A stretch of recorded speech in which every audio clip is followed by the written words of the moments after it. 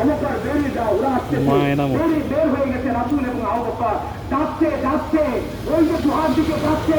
একবার আবু বকর ডানে যায় রাসূলের, একবার আবু বকর বামে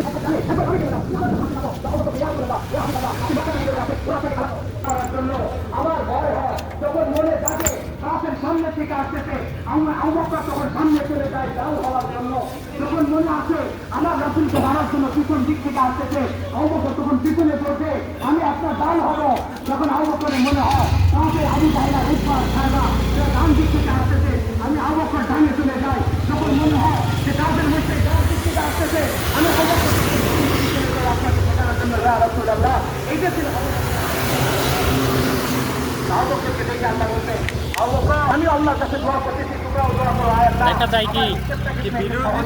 ভিডিও চলে অলরেডি। কোথায়? শালবন বিহার, কুমিল্লা।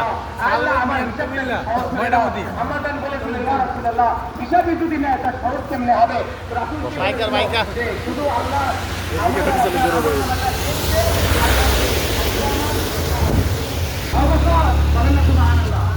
আবুবকরকে দেখবে আর কি বলবে, আবু বকর যাও, এবার আল্লাহ রাসূল খুশি হয়ে যাবে, কি হয়ে যাবে, কারণ আল্লাহ মুশকিল